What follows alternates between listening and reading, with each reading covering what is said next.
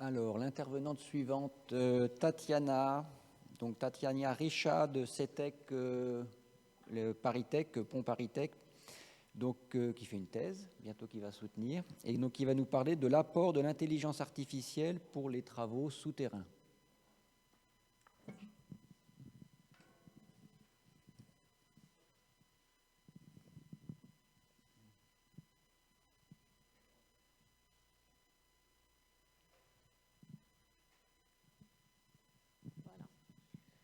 Bonjour à tous. Je tiens quand même à remercier le comité d'organisation pour cette opportunité d'échange avec vous tous. Je vous présente aujourd'hui quelques avancements de mon sujet de thèse, à savoir je suis au début de ma 3e et dernière année, mais avec mon directeur de thèse Jean-Michel Pereira de l'École des Ponts et les encadrants Lina Guayacan du laboratoire Navier, Gilles Chaperon ici présent aussi de Terrasol, et à mentionner aussi la grande contribution à ce travail de Selman Lebdawi de Terrasol. Et alors, Terrasol, nous sommes un leader en géotechnique en France. Et nous faisons partie du groupement de CETEC. Et comme déjà mentionné, je suis avec l'École des Ponts Paritech. Alors, quels sont les travaux souterrains qui sont en question aujourd'hui dans ce sujet? Nous travaillons sur le Grand Paris Express, qui est le plus grand projet de tunnel d'Europe, avec plus de 200 km de lignes nouvelles d'excavation. Dans ce travail-là, nous avons eu la chance d'avoir accès aux données de la ligne 14 Sud et la ligne 15 Sud-Ouest, qui ensemble forment environ 12 à 13 km de lignes excavées au tunnelier à pression de terre et très bien auscultées. Alors, les auscultations, c'est très nécessaire parce que, comme on le sait bien, le plus grand risque derrière les creusements en souterrain, c'est les tassements en surface. Et donc, comme je le montre ici dans ma petite figure, en rouge, nous avons les tassements dans la direction longitudinale et en vert, les tassements dans la direction transversale. On aura besoin de ça pour plus tard dans la présentation. Quel est le but de ce travail? C'est de prédire les tassements en surface en fonction de l'avancement du tunnel. Et quand on parle de prédiction, obligatoirement, on parle de données. Et si on parle de données de chantier, franchement, ce n'est pas des données propres du tout. Donc, il y a tout un travail de traitement des données derrière qui prend beaucoup de temps. Et si on veut commencer par faire un travail de machine learning, il faut bien définir notre problème tout au début et donc bien choisir nos paramètres d'entrée et les paramètres de sortie que nous voulons prédire. Et puis choisir les algorithmes à utiliser. Et enfin, une fois que ces algorithmes sont appliqués, on va voir aujourd'hui ensemble aussi ce qu'on appelle le feature importance et donc l'effet de chacun des paramètres sur la sortie donnée par l'algorithme de machine learning. Et donc voilà ce qui nous attend pour aujourd'hui.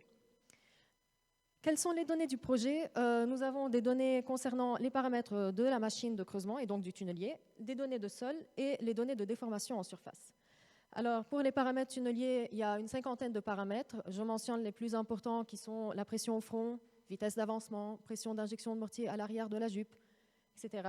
Pour les paramètres de sol, nous sommes en train de creuser dans une stratigraphie riche et contrastée, ce qui fait que nous avons plusieurs couches, à chacune ces différents paramètres mécaniques, ces différentes positions, épaisseurs. Et voilà. Pour les tassements, comme j'ai déjà mentionné, il y a déjà des auscultations en surface et donc nous avons toutes les mesures de déformation en surface en fonction de l'avancement du creusement et donc en fonction du temps. Pour la partie traitement de données, on peut la diviser en 3 grandes catégories, entre l'extraction des données, le nettoyage et puis la création de la base. Alors, comme déjà mentionné, c'est un travail qui prend beaucoup de temps. C'est quand même 80% du travail parce que, comme on dit, garbage in, garbage out pour le machine learning. Donc, on est obligé de donner des données à notre algorithme qui sont efficaces, sinon on n'aura pas quelque chose d'intéressant en sortie. Pour l'extraction, le problème, c'est que chaque type de données était présente sur une plateforme différente, ce qui fait qu'on a eu un travail d'extraction massive de chacune de ces différentes plateformes avec nos différentes coordonnées, bien sûr, d'accès. Pour le nettoyage, comme déjà dit, c'est des données pas propres, donc nous avons des données manquantes, dupliquées, bruitées, et surtout, le plus grand travail, c'est la suppression des données aberrantes, les fameux outliers. Et voilà, puis une fois qu'on a toutes ces informations dans des fichiers Excel ou autres types de fichiers en local, ce qu'on conseille toujours, c'est de les mettre dans une plateforme unifiée, une base de données. Dans notre cas, nous avons choisi les bases de données relationnelles, ce qui nous a permis de gérer les contraintes d'intégrité entre les différentes tables et les différentes informations. Qu'est-ce que cela veut dire concrètement? Si on veut, par exemple, les informations tunneliers de sol et de déformation en surface à une position donnée, une telle requête devient très facile et très rapide. Et à savoir aussi que les bases de données sont, l'accès, comme j'ai dit, il est facile et surtout sécurisé. Nous avons choisi un stockage type cloud sur une plateforme AWS de Amazon. Et voilà, donc on sait que nos données sont en sécurité au moins. Une autre partie de traitement de données que je voulais voir avec vous aujourd'hui, c'est la réduction des dimensions et notamment des paramètres de sol. Alors, comme je l'ai déjà dit, nous sommes dans une stratigraphie bien riche, ce qui fait que si on prend l'exemple d'une stratigraphie rien qu'avec 5 couches, nous avons tous les paramètres des différentes couches, tous les paramètres aussi géométriques, comme l'épaisseur et la position par rapport au tunnel, parce qu'on sait qu'une couche qui est proche du tunnel, elle aura une influence beaucoup plus importante sur l'étassement qu'une couche qui est loin. Et donc, les méthodes explorées, c'est l'homogénéisation et une méthode qu'on appelle l'embedding. Donc, l'homogénéisation, elle est donnée par Chen et al. Dans un article publié en 2019. Ça revient à dire de homogénéiser notre sol et donc le transformer toutes ces différentes couches en une seule couche homogène, tout en prenant en compte les différents paramètres mécaniques et en les calculant, on prendra en compte aussi les paramètres géométriques, l'épaisseur et la position par rapport au tunnel. Et donc voilà, on aura une combinaison des propriétés mécaniques, de la position et de l'épaisseur. La deuxième méthode, c'est un peu plus compliqué, ça consiste aussi en une méthode de machine learning. Pour faire très simple, déjà, le but, c'est de transformer toutes ces différentes couches avec leurs paramètres mécaniques en un seul vecteur numérique qui contient 4 valeurs. Alors, comment ça se fait concrètement? Nous avons 2 réseaux de neurones, un qui va faire l'encodage et donc la transformation de la stratigraphie en un vecteur numérique, et un autre réseau de neurones qui est le décodeur et qui sera capable aussi de transformer ce vecteur numérique en une stratigraphie avec ces différents paramètres. Et donc les tests montrent que franchement la méthode fonctionne bien, elle est capable de faire le nécessaire et donc on l'a adoptée aussi. On va voir la comparaison aujourd'hui de ces 2 différentes méthodes, qu'est-ce qu'elles sont capables de nous donner. Pour le suivant. Voilà. Alors comme j'ai déjà dit, il faut bien définir notre problème, qu'est-ce qu'on veut trouver, qu'est-ce qu'on veut prédire. Et comme déjà montré au tout début, nous avons l'étassement longitudinal et l'étassement transversal. Pour ceux qui savent un peu sur le sujet, qui ont déjà vu les états de l'art, on sait que majoritairement, on prédit le tassement maximal à l'axe. Alors nous, on a voulu pousser notre étude un peu plus loin. On s'est dit, on va prédire les tassements maximaux à différentes distances de l'axe du tunnel. Ce qui revient à dire, on va prédire le S étoile, et donc tassement maximal d'un capteur donné, d'une position donnée par rapport à l'axe du tunnel, et on va prédire ce IX, qui est un paramètre géométrique qui donne un peu cette pente par ici. Et donc, une fois qu'on prédit ça, on est capable d'avoir les différents S étoiles en fonction de la distance à l'axe. On peut les plotter et faire un simple calage dessus. Et voilà, donc, résumons, notre problème revient à prédire S étoile et IX. Maintenant, passons au choix des différents modèles qu'il faut choisir. Les réseaux de neurones, les Artificial Neural Networks, sont les plus utilisés dans la bibliographie, donc on ne peut pas s'en passer, il faut les tester. Et nous avons utilisé d'autres méthodes ensemblistes qui ont été bien efficaces dans plusieurs articles, donc on a voulu commencer par ça, qui sont le XGBoost et le Random Forest Regressor. Je ne vais certainement pas rentrer dans les détails aujourd'hui, mais si vous avez des questions, n'hésitez pas dans la prochaine partie. Alors, maintenant, il faut choisir comment diviser nos données. Comme mentionné par M. Adel Abdallah hier, on divise d'habitude aléatoirement nos données entre 80% pour l'entraînement et 20% pour le test. Dans notre cas, on n'a pas voulu faire notre choix aléatoirement parce qu'on s'était dit, nous avons les différents points à gauche et à droite, il se peut qu'on ait trop de capteurs qui sont l'un à côté de l'autre. Donc on a adopté une autre méthode, une autre approche, qui revient à dire on a spécifié les différentes parties du test et qui fait 20% des données. Et pour le reste des données, qui sont les parties vertes, on les a pris en données d'entraînement. Alors, si vous regardez le nombre de mesures qui est présent, nous avons environ 2000 mesures, ce qui est déjà pas mal. Dans la littérature, on ne voit pas plus que 300. Et à savoir, ça, ce n'est pas toutes nos données. Ça, c'est juste les données de la ligne 15 en interstation. Et donc, on a supprimé les données de gares, d'ouvrages annexes, etc., pour avoir le truc le plus généraliste pour nos premiers essais. Une fois qu'on a nos données, on peut passer à la recherche de l'algorithme optimal. À savoir, dans le machine learning, pour chaque méthode, il y a différents paramètres. Et le choix de ces paramètres, il n'y a pas une règle générale qui nous dit voilà, vous avez tellement de paramètres d'entrée, voilà ce qu'il faut prendre. Ce n'est pas le cas. Et du coup, on n'a qu'à tester, à essayer pour voir à quoi devrait ressembler notre architecture optimale. Il y a différentes approches qu'on peut prendre. Personnellement, nous avons choisi l'approche d'une fonction qui existe sur Python qui s'appelle CritSearch. En gros, c'est une recherche exhaustive des paramètres qu'on lui propose. Donc, supposons que notre modèle a que 3 paramètres. On lui donne une plage de valeurs pour ces paramètres-là. Il va faire des combinaisons de ces différentes valeurs et il va faire l'entraînement et nous montrer les résultats. Et à partir des résultats, on saura quelle était l'architecture optimale. Et donc, on a fait ça pour les différents modèles. Et j'aimerais aussi vous parler rapidement de la validation croisée. Alors, comme j'ai dit, le choix de la division des données était vraiment pour ne pas avoir des aléas statistiques où on a vraiment trop de valeurs qui se ressemblent, qui sont prises dans le même set. Et donc, la validation croisée, c'est aussi une autre méthode qui nous permet d'éviter les aléas statistiques. Voilà. Comment évalue-t-on les modèles? L'approche naturelle, c'est de tracer les valeurs prédites en fonction des valeurs réelles. Et donc, on a lancé notre modèle, il a prédit différents tassements. Nous avons déjà les tassements réels mesurés sur le chantier et on regarde la différence entre eux. Il faut également choisir nos différents métriques qui sont le R carré et le RMSE dans notre cas.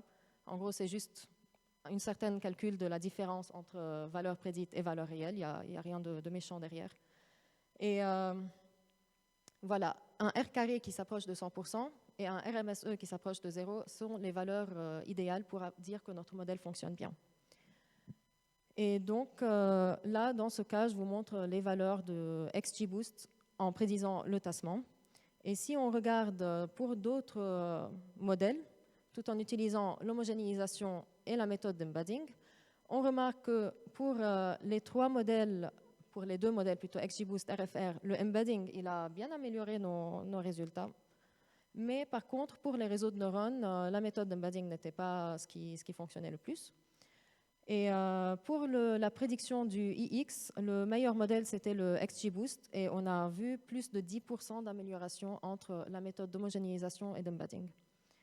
Et donc, l'idée serait vraiment de trouver quel serait le meilleur modèle pour la prédiction de S étoile et un autre meilleur modèle pour la prédiction de I.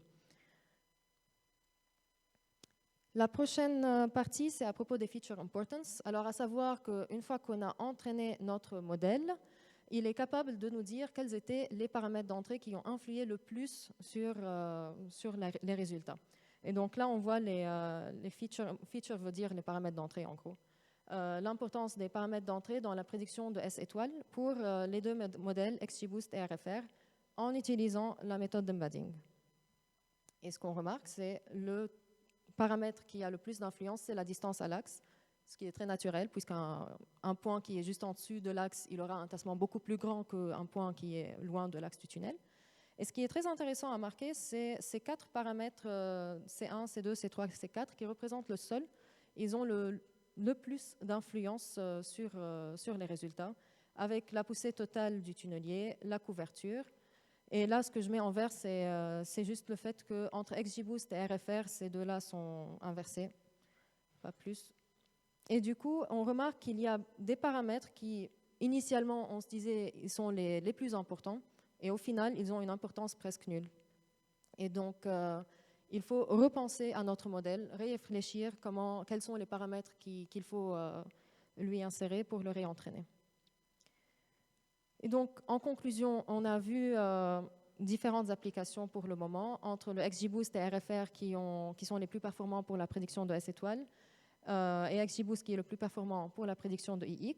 La méthode d'embedding semble assez bien, sauf pour les réseaux de neurones. Donc, il faut savoir quelles sont les méthodes à utiliser pour différentes méthodes de machine learning, différents algorithmes de machine learning.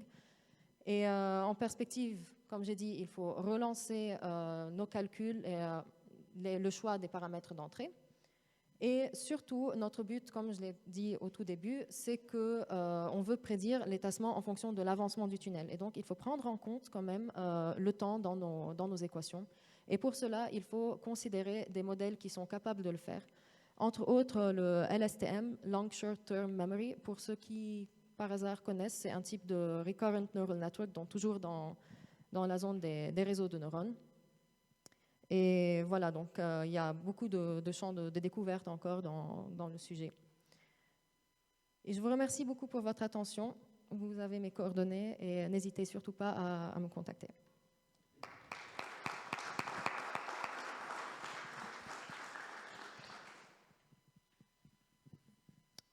Alors, qui souhaite poser des questions?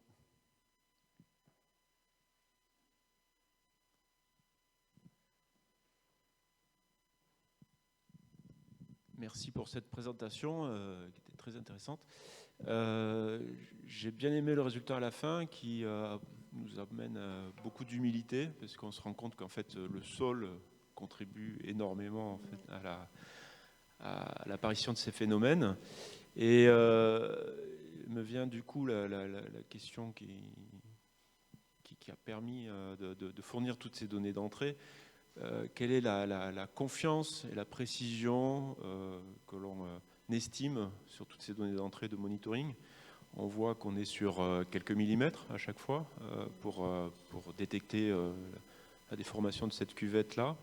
Est-ce que vous avez pu noter des disparités entre les différentes techniques de mesure, différents fournisseurs, différentes méthodologies, de façon à pouvoir préconiser les meilleurs outils, de façon à bénéficier du meilleur modèle à la fin pour vos études? Les meilleurs outils de mesure ou d'algorithme? Oui, de mesure, de monitoring, les meilleures pratiques.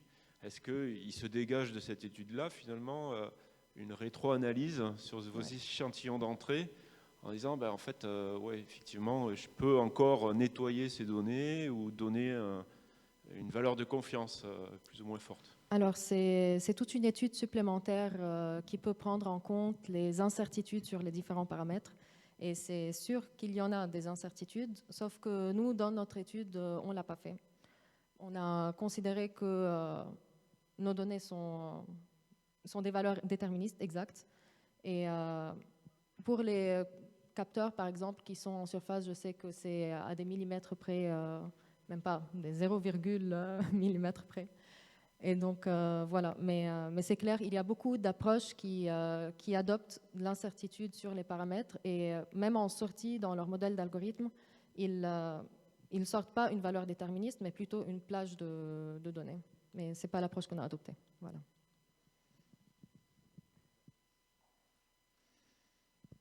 Oui, bonjour, Florent Robert, sais-tu. Donc là, vous aviez des valeurs réelles mesurées. Vous avez fait donc du machine learning en utilisant des réseaux de neurones. Qu'est-ce que ça apporte par rapport à une approche traditionnelle calculatoire classique? Alors, l'approche de machine learning, une fois que le modèle il est entraîné, il est très très rapide. Et du coup, on peut vraiment avoir des précisions tous les 1 mètre d'avancement. Alors que les approches traditionnelles, avec des coupes Plaxis par exemple, on sait qu'on ne peut pas faire une coupe tous les 1 mètre. C'est clair. Et les modèles tridimensionnels, par exemple, ils prennent beaucoup plus de temps de calcul et même de montage du modèle. Alors qu'un modèle de machine learning, voilà, c'est très très rapide et il est capable de nous donner des informations en temps réel.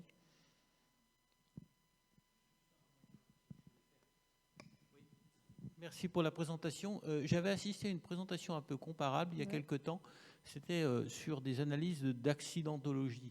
Alors c'était pareil, c'était un grand cas un grand nombre d'accidents. Et ensuite, il fallait revenir sur les paramètres essentiels justement qui favorisaient ou pas les situations accidentogènes. Alors le débat qu'on pourrait avoir ici était aussi sur les données. Parce qu'on peut être très sélectif au départ C'est-à-dire donner un peu d'intelligence classique, si je peux dire, pour grouper les données qui paraissent pouvoir être assemblées, essayer. On l'a bien vu, là, on enlève ce qui est aberrant, mais on peut aussi aller beaucoup plus loin, essayer de sélectionner les zones, grouper, et faire finalement travailler la machine que sur des données déjà extrêmement pré-triées, avec une contribution humaine forte. Et je me rappelle que les statisticiens nous disaient non, non, non, non, non, vous êtes contre-productif en essayant de mettre l'humain qui sélectionne les données, laissez la machine faire, ne soyez pas trop sélectif vous-même, parce que quelque part, si le phénomène ou les paramètres sont importants, ils ressortiront de l'analyse, confiance en la statistique, ce qui laissait un peu suspect les spécialistes classiques, si je peux dire. Voilà, je retrouve un peu les mêmes problématiques ici. Vous avez posé la question et vous avez répondu vous-même. L'idée, c'est ou bien on se dit on va faire pleinement confiance à la machine et on va la laisser faire avec tous les paramètres sans pré-nettoyage, ou bien on va faire entrer l'humain et le jugement de l'humain. Et voilà, c'est un choix à faire. Et après, il n'y a que les tests qui pourront nous dire quelle était l'approche qui fonctionne le mieux. Oui, il y aura un pré-traitement à faire, exact. Exact, ça, oui. Merci. Moi, j'ai une question au sujet justement de ces paramètres sol, et en particulier C1 et C3, dont on voit qu'ils ont beaucoup d'importance sur le résultat. Physiquement, qu'est-ce qu'ils représentent? Parce que vous nous avez dit c'est un peu compliqué, c'est pas de l'homogénéisation. Est-ce qu'ils représentent quoi? Les modules, les résistances du sol? Alors, en gros, ces paramètres-là, pour l'humain, ils ne sont pas du tout compréhensibles. Mais pour la machine, c'est une certaine combinaison de ces différents 9 paramètres que j'ai mentionnés ici. Donc, nous, on va juste voir des chiffres. D'accord. On ne peut pas dire C1 et C3 voilà, sont plutôt pour tels. Il n'y a pas de plus d'importance pour C1 ou C3 ou C4. On ne sait pas c'est quoi. On ne saura pas. Donc, c'est faire confiance à la méthode, quoi. Mais derrière, qu'est-ce que ça représente? Ça représente les différents paramètres de sol, en prenant en compte aussi même les paramètres géométriques que j'ai mentionnés, l'épaisseur et la position par rapport au tunnel. Oui, Denis Branque, NTPE, merci beaucoup pour cette présentation, c'était très intéressant. Justement, moi, par rapport à ce travail de réduction de modèles, en fait, pourquoi est-il nécessaire? Parce qu'on pourrait imaginer qu'il n'est pas forcément utile. Est-ce que c'est lié au fait que finalement, on n'a pas tant de données que ça dans nos domaines et qu'on est c'est plus du smart data que du big data finalement? Est-ce que c'est ça ou il y a une autre raison? Non, en fait, on a toutes les données, ce n'est pas ça le problème. Mais vous imaginez à le nombre de paramètres qui existent qu'on devrait mettre dans notre modèle si on va tout prendre en compte. Donc là, rien que j'ai mentionné 9 paramètres, nous avons 5 couches dans ce cas, parfois on a plus. Donc il faut faire 9 fois 5, on a 45 paramètres à mettre dans notre modèle de machine learning. Et à savoir, plus on met des paramètres d'entrée, on ne peut pas s'attendre à la même performance. Ce qui fait qu'il fallait réduire le nombre. D'accord. Moi, je ne comprends pas. Enfin, quand on fait du machine learning, par exemple, sur de la reconnaissance d'images, les gens, ils ont des milliers de variables, en fait. Et donc, finalement, là, pourquoi vouloir réduire? Je peux comprendre qu'on souhaite réduire parce qu'après, on se dit on va vouloir utiliser le modèle après pour faire des prévisions sur un autre cas. Et il faudra bien, étant sur l'autre cas, qu'on ait le même nombre de variables d'entrée. Donc, qu'on se dise à un moment, on ne veut pas avoir non plus trop de variables, sinon on n'arrivera pas à utiliser le modèle sur un autre cas. Ça je peux l'entendre, j'ai envie de dire. Mais dans un monde, on va dire, idéal, où on se dit non, la donnée, on l'aura. Si on veut développer, faire l'apprentissage, plus on a de données, plus on se laisse la possibilité à ce que la machine trouve le réseau, ou en tout cas nous donne un résultat plus proche de ce qui est attendu. Alors j'ai plusieurs arguments pour répondre. Plus on a de données, oui, mais pas plus on a de paramètres. Et l'autre problème, c'est que dans la reconnaissance d'images, par exemple, si on voit le développement qui a déjà eu lieu dans le domaine, on est encore très très loin. Et en plus, les modèles qu'ils sont en train d'appliquer, par exemple, ils appliquent des deep learning. Alors que nous, si vous regardez le réseau de neurones que nous avons appliqué, il n'y a que 3 couches, 3 hidden layers, alors que dans un deep learning, on passe dans des milliers et des millions. Et donc, un réseau de neurones avec nos capacités de machine actuelles dans le monde de la géotechnique, je ne suis pas sûre qu'on peut encore se permettre d'insérer tant de paramètres d'entrée. C'est un avis personnel. Oui.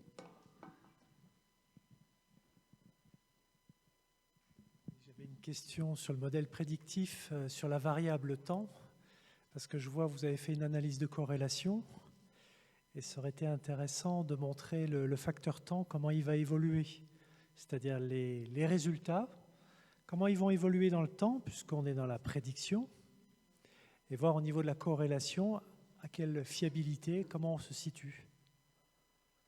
Parce que là, si j'ai bien compris, là, on voit un phénomène qui se produit par rapport à un phénomène qui a été calculé, et on observe la différence, et on voit la corrélation. Mais dans les phénomènes de tassement, on sait bien que la variable temps, c'est quelque chose de très important.